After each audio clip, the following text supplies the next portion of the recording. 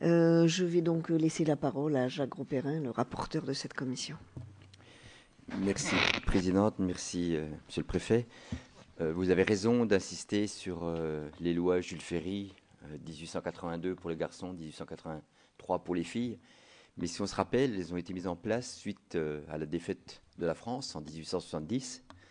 Et je crois que l'école peut en partie revisiter ou en tout cas revoir ou aider, et c'était le souhait de Jules Ferry, de donner une appartenance et de revenir à ce qu'on appelle cette idée dont on parle souvent de nation, de faire une nation.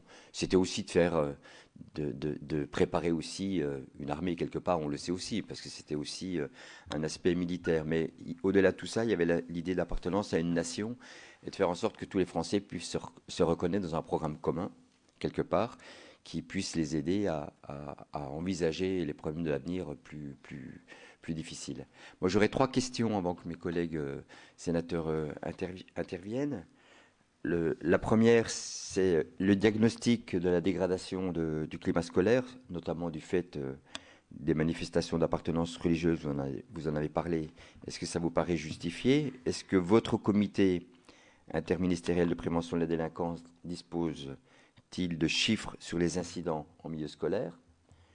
Ce sera ma première question. Ma deuxième question, comme a pu le rappeler tout à l'heure la présidente, le CIPD assure depuis près d'1 an le pilotage du volet préventif du plan national de lutte contre la radicalisation violente. Comment cette coopération avec les services de l'éducation nationale se met en place au sein de ce plan? Et de manière plus générale, comment l'école et quel rôle l'école peut-elle jouer dans la lutte contre la radicalisation? Ce sera ma deuxième question. Et enfin, troisième question, notre intervenant précédent nous a bien montré que l'école pouvait être un sanctuaire, mais elle n'est pas toujours. En tout cas, elle est exposée surtout aux influences de son environnement extérieur. On l'a souvent entendu.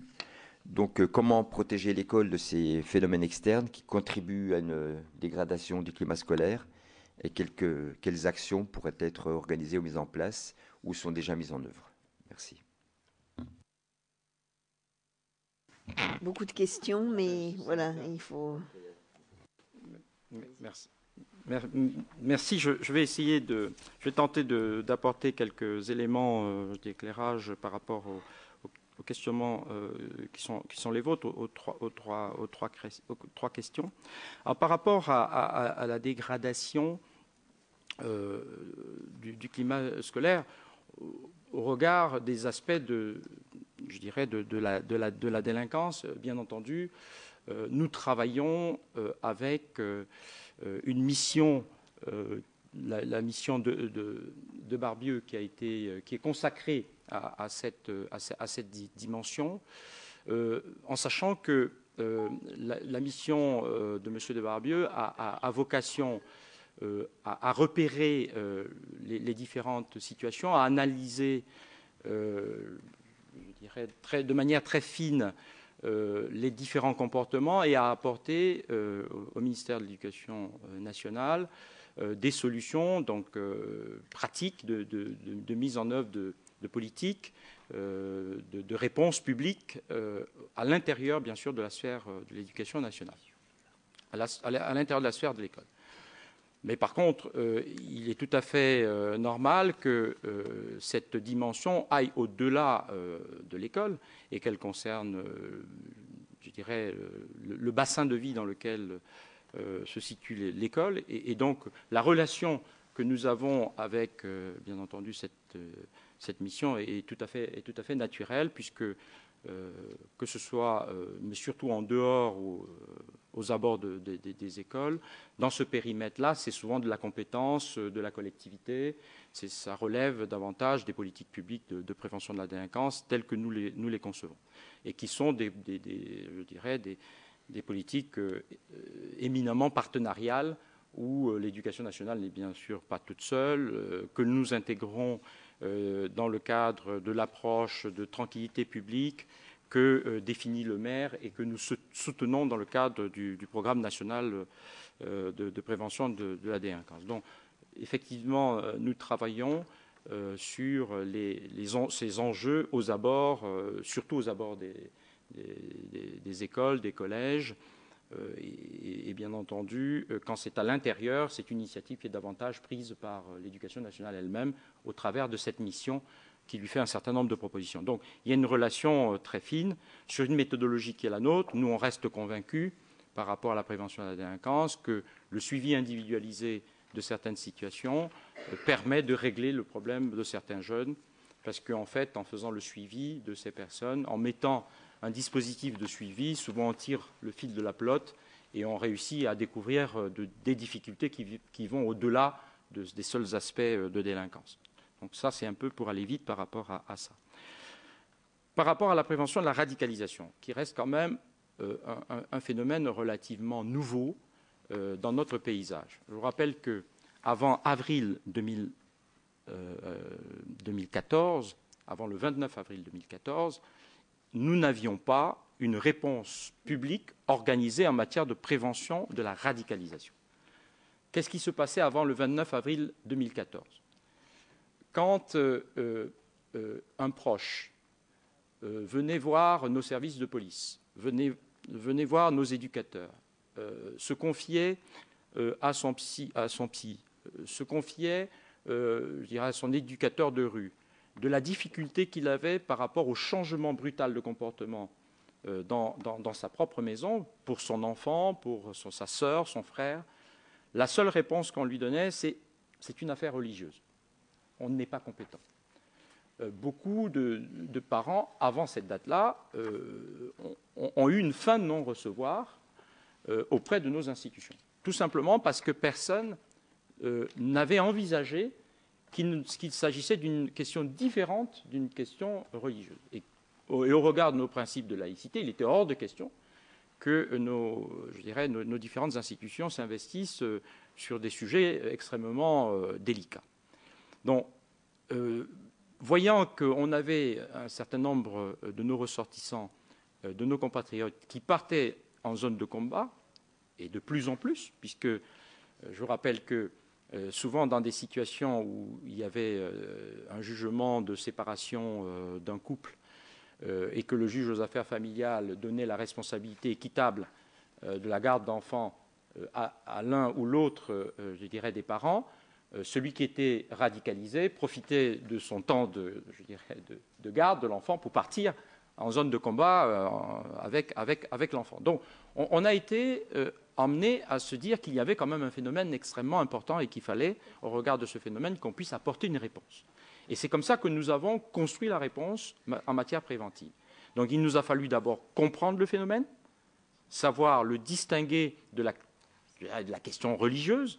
Il a fallu que nous rentrions dans ce discernement-là, avec le critère d'identification que je vous ai énuméré tout à l'heure. C'est-à-dire que pour nous, il a été question surtout de savoir qui se mettait en danger ou qui nous mettait en danger, plutôt de savoir qui pratiquait plus ou moins bien sa religion.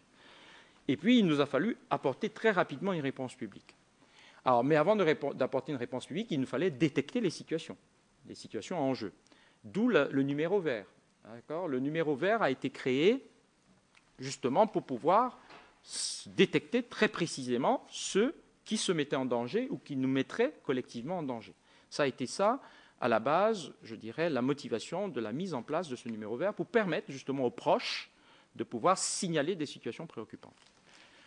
Alors, pendant quelques mois, c'est vrai que nous se sont inquiétés que des proches très proches de famille, et puis progressivement, les acteurs locaux, dont l'éducation nationale, se sont appropriés l'outil par la suite.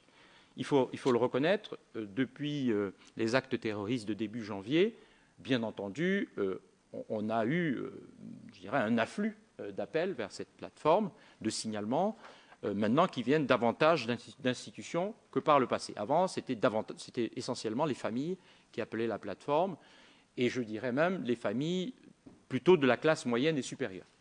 Les classes populaires n'ayant commencé à vraiment appeler la plateforme que très récemment.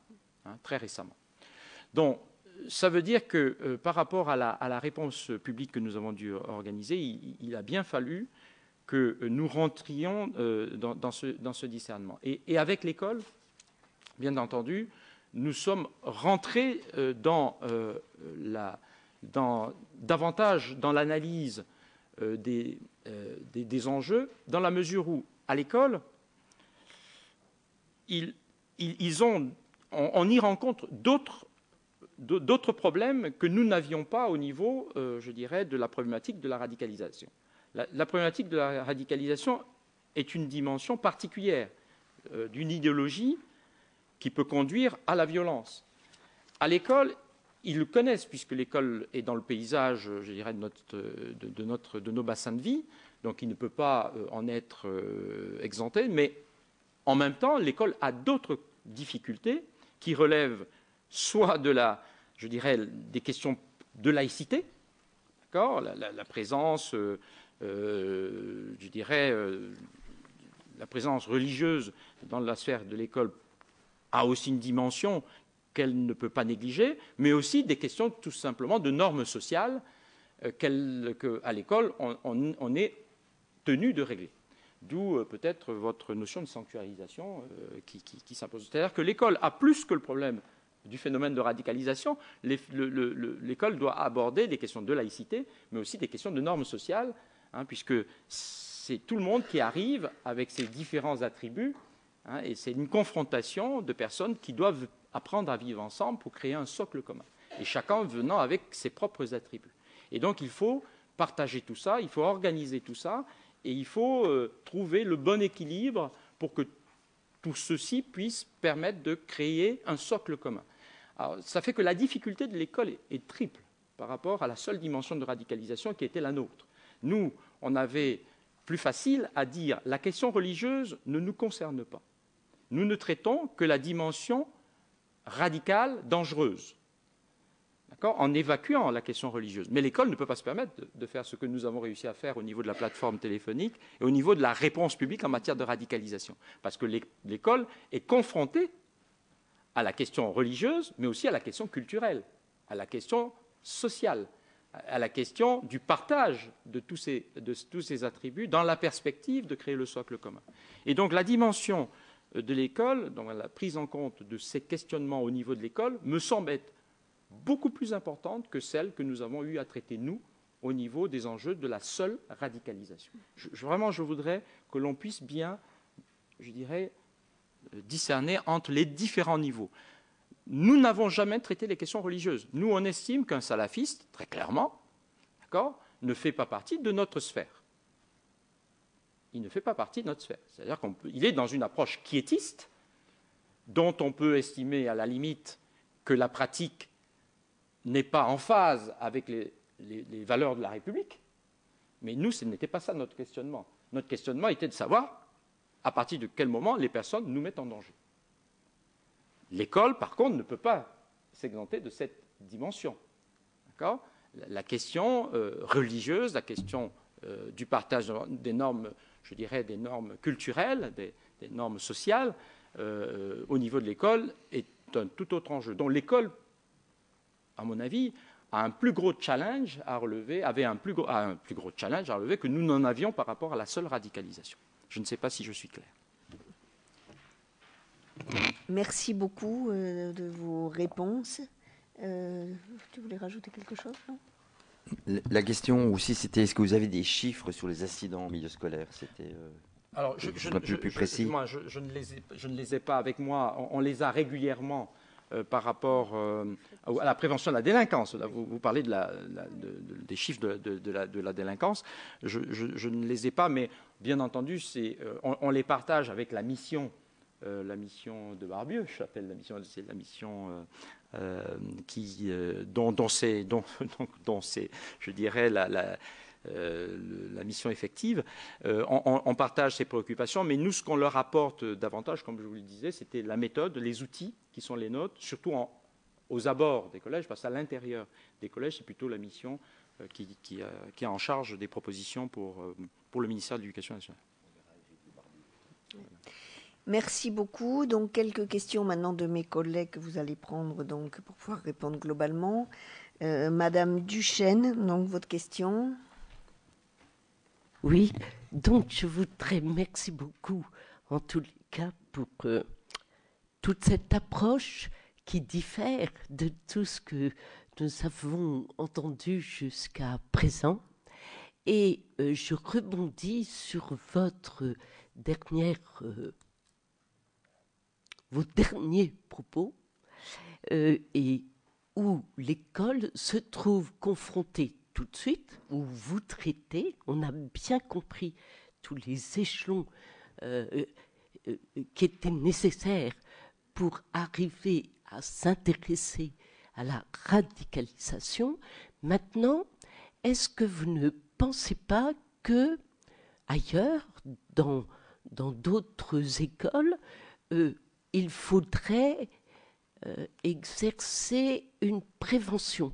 Alors, je parle sans aucune connaissance précise, si vous voulez, ni de votre travail, ni à titre personnel. C'est une question entre intellectuel et entre le pratique. Voilà. Pardon, si vous voulez. Prévention.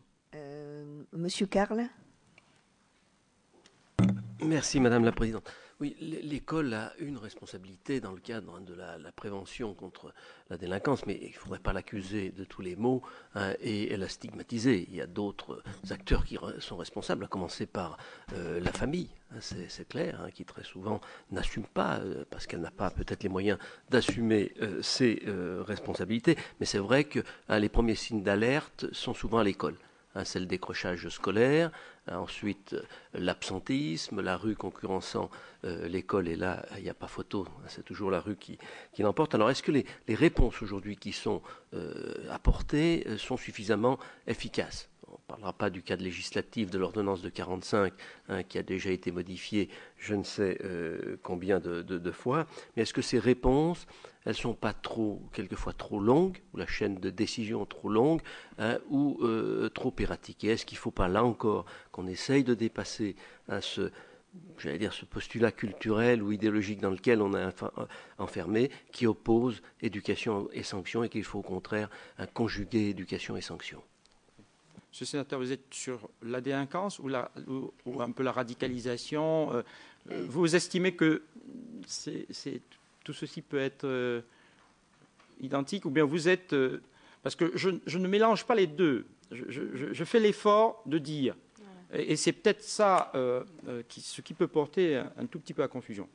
Pourquoi avons-nous été sollicités, nous, comité interministériel de prévention de la délinquance, sur la problématique de la radicalisation? C'est tout simplement parce que l'approche qui était la nôtre consistait à dire, pour régler le problème de nos jeunes, c'est l'axe 1, le plan national de prévention de la délinquance est organisé en trois grands axes. L'axe 1, c'est la prévention de la délinquance des jeunes.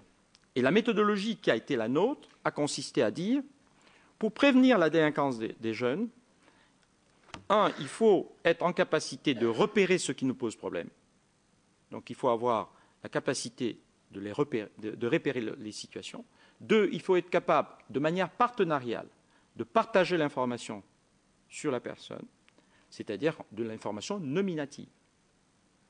Puisque vous savez qu'entre les travailleurs sociaux et je dirais les policiers, chacun ayant une déontologie particulière, voulant préserver le caractère secret professionnel de ces attributions, ça a été compliqué à mettre en œuvre. Et puis 3, il faut apporter une réponse individualisée à chaque jeune au regard de son histoire, au regard de sa vie. Parce que dans le parcours de chaque jeune, il y a toujours, je dirais, quelque chose qui le conduit souvent à ça. Et donc, si on peut lui accorder cette attention, si on peut traiter sa situation, après, éventuellement, même qu'il ait été sanctionné, la question n'est pas là. Pour prévenir la récidive, la démarche est à peu près la même. C'est-à-dire qu'en gros, vous avez un couloir pénal et carcéral, un couloir. On vient les chercher un peu avant pour qu'ils ne tombent pas dans le couloir pénal et carcéral. Si par mésaventure, ils tombaient dans le couloir, ils font leur parcours. Et on vient les récupérer juste un peu avant la sortie pour qu'ils ne retombent pas dans le couloir. Donc nous, on ne travaille qu'en marge du couloir pénal et carcéral. C'est ça notre mission. D'accord ? On n'est pas très en amont ou très en aval. Donc, en tous les cas, on n'est pas très en amont. On ne fait pas de la prévention primaire. On ne fait que de la secondaire, en marche, tertiaire en marge, mais de l'autre côté, je dirais, du fleuve pénal et carcéral. Donc, la méthodologie qui a été la nôtre, c'est de dire la seule réponse, c'est de prendre en charge des situations individuelles. En gros, c'est un peu le plan actuel, c'est un peu déplacé par rapport à la stratégie précédente. La stratégie précédente était plus ce qu'on appelle de la prévention situationnelle. La prévention situationnelle consistait à dire, pour améliorer la situation dans un bassin de vie, il faut déjà que le cadre de vie soit sécurisé. Et donc pour cela, il faut de la vidéo, il faut des policiers qui patrouillent, il faut sécuriser le lieu. Le plan actuel qu'on nous a demandé d'animer consiste à dire, ça c'est une réponse, mais elle n'est pas suffisante. Ce qu'il faut, c'est aller aussi chercher les personnes et rentrer dans une approche individuelle. Et au regard de cette méthodologie, le gouvernement a estimé que cette méthodologie pouvait être appliquée pour gérer la question de la prévention de la radicalisation. Parce que, avant que le jeune tombe dans la radicalisation, par construction, ça je peux dire, aujourd'hui on a eu 3000 signalements. 3000 signalements recensés au niveau national. 1500 par la plateforme et 1500 qui nous viennent des territoires. Je confirme vraiment devant cette commission que ça n'est pas une question religieuse. Je le confirme. Pour une raison simple. Les personnes, avant, quand vous regardez l'histoire, la construction de l'histoire, les personnes sont dans une phase un peu chaotique au départ. Et après, elles chutent. Elles chutent. Et quand elles chutent, elles s'accrochent à une branche. La question, c'est de savoir pourquoi elles s'accrochent à cette branche-là de la radicalisation. Elles pourraient s'accrocher au suicide, certaines de ces personnes. Certains qui font le choix d'aller en Syrie, j'estime que c'est pratiquement identique à aller au suicide. D'accord ? Elles savent qu'elles ont une chance sur deux de mourir en partant dans une zone de combat, sur un conflit qui n'est même pas le leur. D'accord ? Qui n'est même pas le leur. Si vous voulez qu'on rentre dans le détail, on pourra rentrer. Donc, la vraie question qu'on se pose, mais c'est pourquoi elle s'accroche à pourquoi cette branche-là ? Pourquoi pas la secte Moon ? Pourquoi pas machin ? Pourquoi elle s'accroche à cette branche-là ? Et c'est ce que je disais dans mon propos tout à l'heure.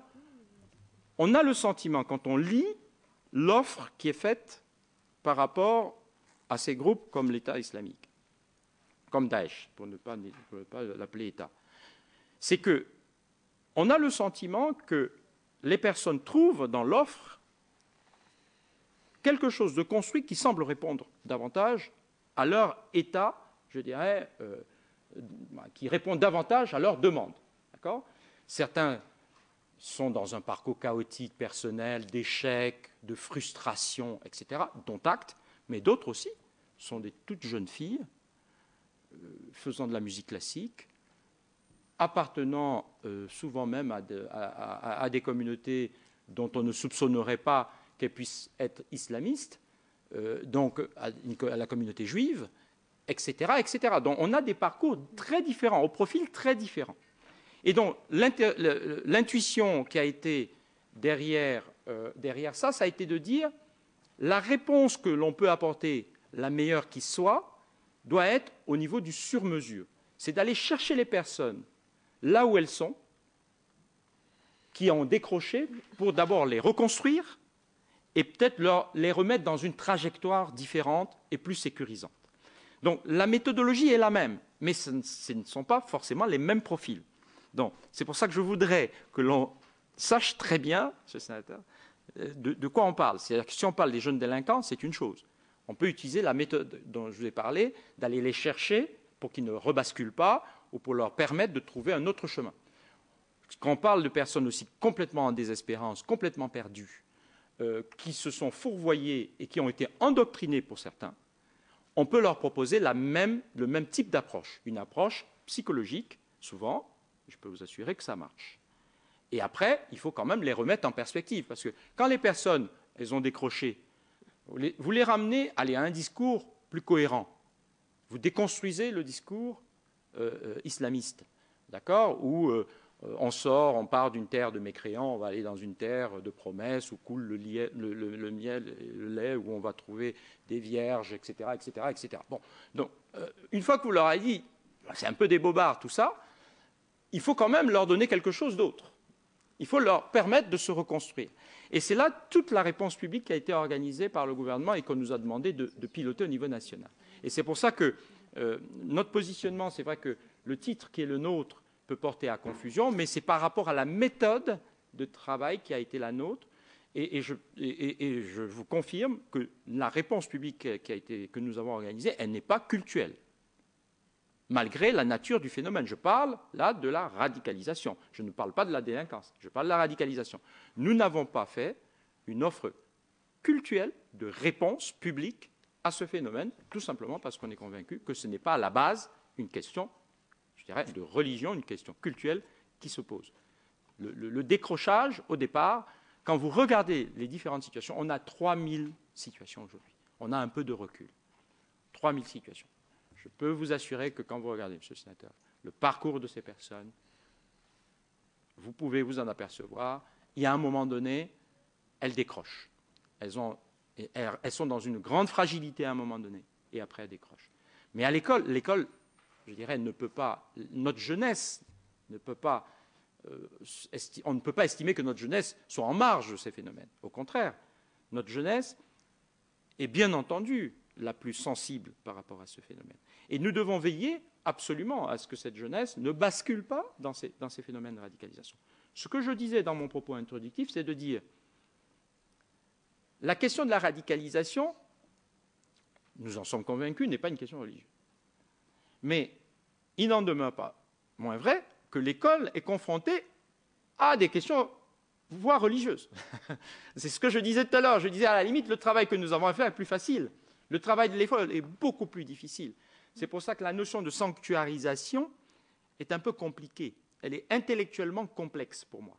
J'ai du mal à concevoir que l'école qui forge notre nation, qui forge le socle de notre nation, puisse se fermer sur elle-même et se protéger de tout ce qui fait, notre vie, si vous voulez. Donc la notion de sanctuarisation est extrêmement difficile intellectuellement à conceptualiser. C'est pour ça que la réponse que l'on doit pouvoir apporter en matière préventive sur ces autres enjeux, qui touchent aussi bien aux questions de laïcité qu'aux questions de normes sociales, mais je pense qu'on a beaucoup plus de problèmes sur les questions de normes sociales, sur les problèmes de revendication identitaire, sur les problèmes. Surtout dans certains de nos quartiers populaires, il y a une vraie interrogation qu'on doit avoir par rapport à ça. Il y a des gens en grande souffrance, je vous le dis, par rapport à ça. Je reste convaincu qu'une grande partie de nos jeunes qui ont refusé la minute de silence. Moi, j'ai interrogé un certain nombre de professeurs. La réponse, c'est parce que je suis musulman, je vous l'ai dit, c'est parce que les professeurs me l'ont dit. J'ai interrogé certains de professeurs. Beaucoup de nos jeunes ont le sentiment de ne pas faire partie de la communauté nationale, d'être en marge de cette communauté nationale. C'est cette interrogation à laquelle je pense qu'il faudrait qu'on réponde. Il y a la question des ignorances. Là-dessus, il est très clair, on doit pouvoir leur expliquer. Prenez un jeune qui est dans une famille qui est relativement croyante et à qui on lui a dit 15 fois tu dois respecter le plus haut. Quand brutalement ils ont le sentiment, ces personnes, qu'on ne l'a pas respecté, ils ne savent pas très bien se situer. C'est aux adultes, à leurs parents, à leur entourage, de leur expliquer mais non, ce n'est pas un délit. D'accord ? Et puis en plus, on peut parfaitement concevoir que quelqu'un fasse quelque chose qu'à la limite on n'accepte pas, mais qu'à la limite on sache tolérer, parce que ça fait partie de la vie, de la construction de la vie et de la conscience collective. C'est ça qu'il faut. Ça, c'est le problème des ignorances. On peut y travailler. La question de l'appartenance, si on ne la prend pas à bras le corps, je pense qu'on passera à côté d'une partie, d'une dimension importante de la question. Parce que beaucoup de nos jeunes dans les quartiers ont le sentiment de cette mise un tout petit peu en marge de la communauté nationale. Et il faut qu'on réussisse à construire ça. Et l'école est au défi de ça. L'école est au milieu de ça. C'est à travers l'école que ça doit pouvoir, pour partie, être aussi réglé et construit. Voilà, c'était ça ma réflexion par rapport à la dimension. Mais je voudrais bien que l'on soit dans le discernement par rapport à toutes ces dimensions. Et par rapport à Mme Duchesne ? Alors j'y ai répondu pour partie, mais si vous voulez bien, me poser la question qui vous interpellait, si vous voulez bien m'interpeller sur la bonne question, je suis prêt à y répondre. J'avais le sentiment que j'y répondais par la même occasion. Disons que ma question profonde, c'est que il y a tellement de jeunes en déshérence, pas sur le plan obligatoirement cultuel, mais qu'est-ce qu'on nous propose comme pour donner un sens à notre vie? Voilà. Très souvent, c'est à ce point. Et je trouve que vos réflexions, parce que c'était des réflexions également, vont dans le bon sens. Ça ne peut pas aller plus loin pour l'école, mais que doit faire aussi l'école si on sent que au bout de 15 jours d'absence ponctuelle d'une après-midi, de 15 après-midi, qu'est-ce qu'on fait? Vous voyez, j'ai le souvenir d'avoir, il y a 10 jours à peu près, discuté avec une maman qui avait son fils au collège. Et elle ne sait pas bien lire, et elle m'a apporté le bulletin où il était indiqué 6 absences justifiées et 18 absences injustifiées. 18. Elle n'avait pas compris ce que ça voulait dire. Alors, oui, parce qu'elle ne sait pas lire, elle n'a pas compris injustifié. Bon. Alors, c'est vrai que le problème est d'une délicatesse extrême. Donc, je lui ai proposé de rencontrer le principal avec elle. Vous voyez, bon, mais qu'est-ce qu'on peut faire? Je n'ai pas la réponse. Voilà, j'ai bien compris. Je n'ai pas la réponse, mais je peux éventuellement participer à votre réflexion. Je pense que l'école a tout intérêt à garder ses fondamentaux pour pouvoir participer à la construction de cette conscience collective. Maintenant, viennent à l'école des personnes qui proviennent de milieux très différents et très diversifiés, avec des enjeux totalement différents par ailleurs. Quand je suis arrivé comme préfet délégué à l'égalité des chances à Marseille, il était mis en place un dispositif de médiateurs dans les bus suite à un incident majeur qui avait eu lieu d'une fille qui avait été profondément brûlée dans un bus. Et donc, la collectivité locale et le gestionnaire de transport avaient jugé opportun de mettre des médiateurs dans les bus pour éviter, au lieu de mettre de la police, au lieu de mettre des médiateurs pour peut-être rentrer en dialogue avec ces jeunes qui pouvaient de temps en temps créer des incidents majeurs de cette nature.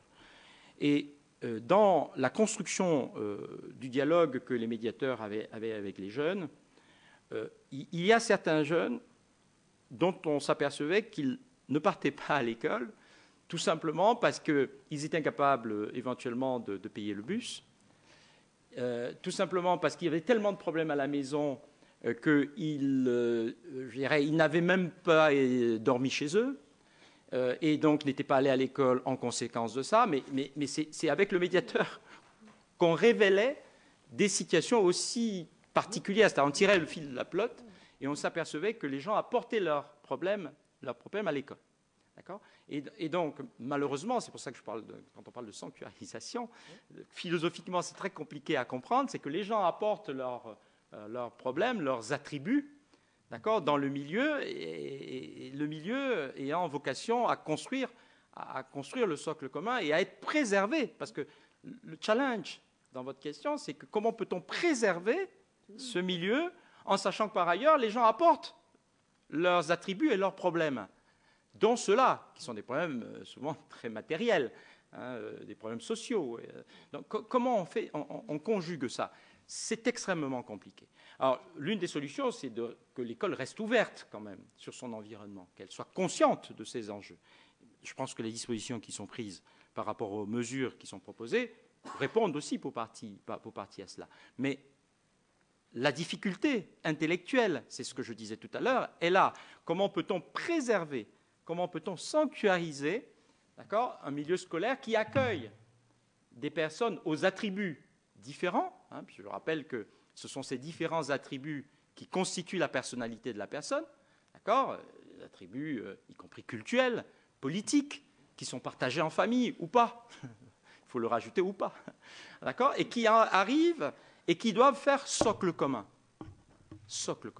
d'accord, et qui doivent bâtir le socle commun. C'est extrêmement complexe. L'école est face à un challenge qui est extrêmement puissant. Et je pense qu'on ne peut pas laisser l'école toute seule vis-à-vis de ce challenge. Merci beaucoup. La dernière question, Madame Perrol-Dumont, qui servira en même temps de conclusion, si vous voulez bien, dans votre réponse. Pas vraiment une question, mais vraiment l'expression d'une grande satisfaction, parce que j'ai l'impression, à l'issue de cette audition, d'avoir les choses mieux en place dans la tête. Tout d'abord, j'étais un peu perturbée par le fait que le secrétaire général du comité interministériel de prévention de la délinquance vienne s'exprimer devant notre commission dans ce cadre-là, et vous avez bien remis les choses en place. C'est bien à partir d'une méthodologie qui était celle du CIPD que vous avez été sollicité pour l'autre réflexion, et c'est très important pour nous qu'il n'y ait pas d'amalgame ou de raccourci intellectuel par rapport à tout ça. Ce que je retiens, c'est que, selon vous, et je crois que c'est un sentiment que l'on peut partager, les fondamentalismes, les radicalisations ne sont pas nécessairement liées, vous avez même plutôt l'impression de dire sont assez peu liées à des questions cultuelles, mais plus au fait que certaines personnes sont cassées par notre société. Donc, est-ce que, comment l'école, est-ce que c'est la question de la laïcité qui se pose à l'école, ou bien est-ce que c'est une autre question? Parce que là, on n'est pas dans une question de laïcité, on est dans autre chose. Si ces gens-là sont cassés, ce n'est pas par rapport à des notions de laïcité. Ils sont cassés par rapport à des parcours personnels, par rapport à des parcours sociaux, par rapport à d'autres choses. Donc, où se situe vraiment le rôle de l'école? Et je repose la question que j'avais posée à votre prédécesseur. Est-ce qu'on n'assume pas à l'école une mission qui la dépasse? Alors, ça me permet peut-être aussi de repréciser. Et je pense que c'est important que je puisse, oui, en 4 minutes, je vais essayer d'être aussi concis, et que j'essaye d'être concis par rapport à ça. Je pense malheureusement qu'à l'école se posent certainement un peu les questions de laïcité et beaucoup des questions de normes sociales. Et se posent aussi un peu les questions de radicalisation. On ne va pas dire le contraire, d'accord? Mais malheureusement, l'école a tous ces problèmes. Ce que je disais tout à l'heure, c'est que nous, dans notre mission, on nous avait demandé de traiter un des problèmes. Sauf que l'école est confrontée à l'ensemble de ces problèmes-là, y compris le problème, je dirais tout simplement, des identités culturelles des individus qui se confrontent et pour lesquels il faut trouver un dénominateur commun. D'accord? Et l'enjeu, c'est ce dénominateur commun. D'accord? L'enjeu, c'est de ce dénominateur commun. Alors, bien entendu, l'interprétation de nos textes fondamentaux de la loi de 1905 au regard de ces questions, par rapport à la sécularisation, je pense que c'est pratiquement réglé, c'est-à-dire la distanciation par rapport au clergé, c'est à peu près réglé. D'accord? C'est à peu près réglé. Je parle de l'école publique. D'accord? C'est à peu près réglé, cette affaire. Mais par rapport aux normes sociales, c'est loin d'être réglé. D'accord? Parce que, tout simplement, il y en a qui mangent kasher, il y en a qui mangent halal, il y en a qui mangent bio, il y en a qui mangent, qui sont végétariens. Donc, il y a des revendications de cette nature, au-delà de la seule question halal. D'accord? Au-delà de la seule question halal. Alors, vous savez, je m'étais posé, c'est court, mais je m'étais posé la question de savoir, mais d'où vient la tradition de l'interdiction du porc? J'en terminerai là, tout simplement. J'en terminerai là. Je suis allé, vous savez que j'ai retrouvé ça dans les textes égyptiens. Ce que peu de gens savent, c'est qu'il n'y a que les chrétiens, je dirais, qui s'en sont exemptés. Dans la tradition juive, on ne mange pas le porc. Il y a peu de gens qui le savent. Dans la tradition égyptienne, bien avant, c'est vrai que dans le Coran, on retrouve une sourate qui parle de viande morte. Dans la sourate, on retrouve la viande morte. En tout cas, on voit bien que le porc est identifié ès-qualité. Mais ça n'est pas propre, je dirais, les musulmans, le Coran, les musulmans, le prophète, c'est le 7e siècle. Quand vous remontez, vous le retrouvez dans la tradition juive. Quand vous remontez, vous le retrouvez dans la tradition égyptienne. Donc, il y a une longue tradition par rapport à l'interdiction du porc. Donc, à la limite, ça n'est même pas une question culturelle. C'est une question pratiquement, je dirais, de tradition identitaire. Donc, vous voyez que l'école se retrouve confrontée à des questions de cette nature. C'est pour ça que je dis que l'enjeu de l'école, et je termine par ce que vous avez vous-même évoqué, c'est que l'enjeu de l'école est tellement important que ces enjeux-là doivent être partagés au-delà de la seule école. Merci beaucoup pour cette audition, en effet, un petit peu à la marge de notre commission d'enquête. Je suppose que vous avez été reçu par la commission d'enquête sur le djihadisme. Les deux, la sénatoriale et la... Mais c'est bien de faire ce lien et je vous en remercie. Merci beaucoup. Je vous remercie, Madame la Présidente. Merci. Vous connaissez bien Dounia.